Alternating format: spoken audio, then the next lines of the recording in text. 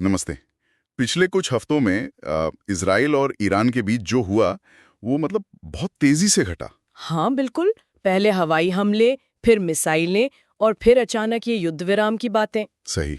तो आज हम कोशिश करेंगे कि जो भी जानकारी हमारे पास है, जो स्रोत हैं, उनके आधार पर इस पूरे मामले को थोड़ा खोलकर समझें। जी, मतलब 13 जून से जो इजरायली हमले शुरू हुए, फिर ईरान ने कैसे जवाब दिया, नुकसान कितना हुआ, और फिर ये जो डिप्लोमेसी चली, 27 जून तक क्या स्थिति बनी, इस पर बात करेंगे। मकसद यही है कि जो ज़रूरी बातें हैं, वो सामने आएँ।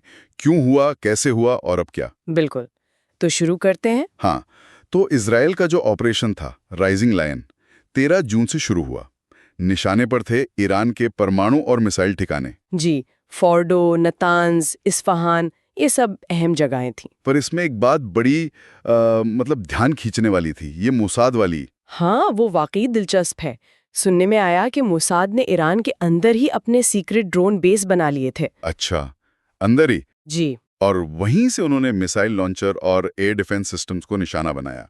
ये उनकी पहुंच दिखाता है, मतलब कितनी गहरी है। और अमेरिका, क्या वो शुरू से साथ था? देखिए, शुरू में तो लगा कि इज़राइल शायद अकेले ही कर रहा है, पर बाद में अमेरिकी समर्थन के कुछ संकेत मिले। जैसे वो बंकर बस्टर बॉम्बों की बात। हाँ, बिल्कुल। वो बम जो जमीन के बहुत नीचे तक मार कर सकते हैं, तो शायद उस समर्थन से हमले का स्केल थोड़ा बदला हो। जाहिर है, ईरान ने भी इसका जवाब दिया होगा। हाँ, ईरान ने भी पूरी ताकत लगाई। उन्होंने हाइपरसोनिक मिसाइलें इस्तेमाल की। हाइपरसोनिक, मतलब आवाज से भी कई गुना तेज। जी, वो और बैलिस्टिक मिसाइलें इजराइल पर कई हमले किए। और एक गंभीर घटना हुई 19 जून को, जब सोरोका अस्पताल पर सीधा हमला हुआ। अस्पताल पर? ये तो मामला बहुत बढ़ गया था फिर। हाँ, और सिर्फ इजराइली नहीं, उन्होंने कतर में जो अमेरिकी बेस है अल उदैद, उस पर भी मिसाइलें दागी। अच्छा, उससे भी निशाना बनाया। हाँ, हालांकि ज्यादातर मिसाइलों को कतर ने ही रोक लिया, लेकिन ये कदम दिखाता है कि ईरान संघर्ष का दायरा बढ़ाने को तैयार था। इन सब हमलों से नुकसान कितना हुआ? क्या ईरान के परमाणु ठिकाने पूरी तरह नष्ट हो गए? नहीं, पूरी तरह नष्ट तो नहीं। जानकारी ये है कि फोर्डो जैसी जगहों को मध्यम से भारी क्षति हुई, पर वो तबाह नहीं हुए। लेकिन जाने तो गई होंगी दोनों तरफ। हाँ, मानवीय नुकसान काफी हुआ। इजराइल में कम से कम 28 लोगों की मौत की खबर है, और ईरान में आंकड़ा बहुत ज्यादा है, करीब 650 से ज्यादा मौतें और हजारों लोग घायल। और वो पलायन वाली बात भी थी। जी, वो बहुत अहम पहलू है। हमलों के डर से लाखों ईरानी नागरिक, जिनमें बच्चे बुजुर्ग सब थे, वो अपने घर छोड़कर उत्तर की तरफ चले गए। एक बड़ा मानवीय संकट पैदा हुआ। इस लड़ाई और तबाही के बीच फिर डिप्लोमेसी की कोशिशें भी हुईं। 24 जून को युद्ध विराम की बात आई थी। हाँ, अमेरिका ने मध्यस्थता की और एक अस्थायी युद्ध विराम पर सहमति बनी।